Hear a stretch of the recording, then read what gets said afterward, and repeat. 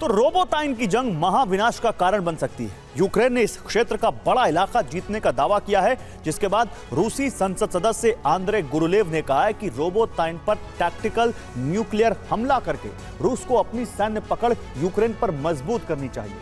रूस एक तरफ परमाणु प्रतिशोध लेने की तैयारी कर रहा है, दूसरी तरफ यूक्रेन रोबोटाइन सहित रूस के कब्जे वाले इलाकों और रूस की जमीन पर बड़े और संघारक हमले कर रहा है। देखिए रणभूमि की यह विध्वंसक रिपोर्ट।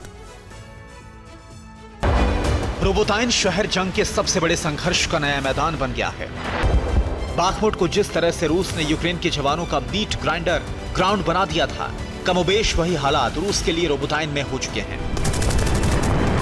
रोबोटाइन में इस वक्त आमने सामने की जंग हो रही है। यूक्रेन का पलड़ा भारी है और रूस के सैन्य मोर्चों पर बड़े हमले हो रहे हैं।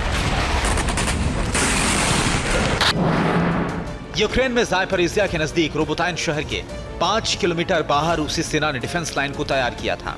इस डिफेंस लाइन को यूक्रेन की सेना ने कई जगह से ध्वस्त कर दिया है। अब यूक्रेन की सेना रूस के अंदर उन सैन्य मोर्चों की तरफ बढ़ रही है जो रोबोटाइन शहर के अंदर बनाए गए हैं।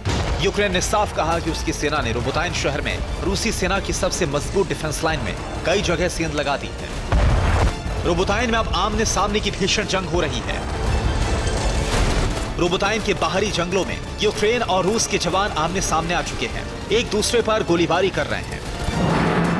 रोबोटाइन से आगे ज़ापोरिज़िया न्यूक्लियर पावर सेंटर पर रूस का कब्जा है। रोबोटाइन के रूट से ज़ापोरिज़िया तक रूसी फौजों को रसद गोला बारूद पहुंचाता है। अगर रोबोटाइन पर यूक्रेन का कब्जा हुआ तो ज़ापोरिज़िया न्यूक्लियर पावर प्लांट में मौजूद रूसी सेना को यूक्रेन बंधक बना लेगा। मतलब साफ है, ज़ापोरिज़िया प्लांट पर यूक्रेन का कब्जा हो जाएगा। रूस रोबोटाइन के महत्व को बखूबी समझ रहा है और इसलिए महाविनाशक हमले की रणनीति बनाई जा रही है। रूसी सांसद और रूसी सेना के पूर्व उप प्रमुख आंद्रे गुरुलेव ने साफ कहा, रोबोटाइन पर टैक्टिकल न्यूक्लियर हमला करना उचित होगा। यूक्रेन की सबसे बड़ी फौज रोबोटाइन में जमा है। एक टैक्टिकल न्यूक्लियर हमले से दुश्मन की बड़ी फौज ध्वस्त हो जाएगी।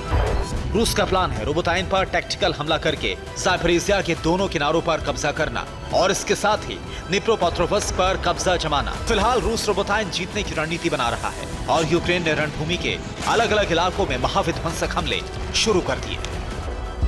यूक्रेन ने रूस के कब्जे वाले खरसों पर हाइमार्स रॉकेट सिस्टम से हमला किया। इस हमले में रूस का over the horizon radar station ध्वस्त हो गया। यूक्रेन ने रडार स्टेशन पर लगातार 2 हमले किए। धमाके के बाद काले धुएं के गुबार आसमान पर छा गए।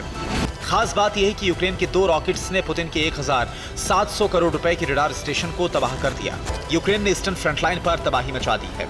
डोनबास रीजन जीतने के बाद रूसी सेना डिफेंस लाइन मजबूत कर रही है, लेकिन यूक्रेन के ड्रोन हमले हर नए स्ट्रक्चर को टारगेट कर रहे हैं। ईस्टर्न फ्रंटलाइन पर यूक्रेन ने वॉलंटियर्स की नई फौज को उतार दिया है।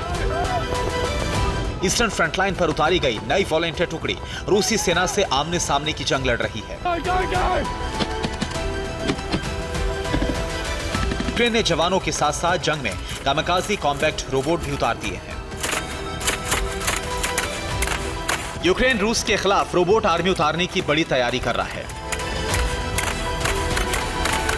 यूक्रेन ने जंग के 543वें दिन रूस के कई मोर्चों पर भारी तबाही मचाई है।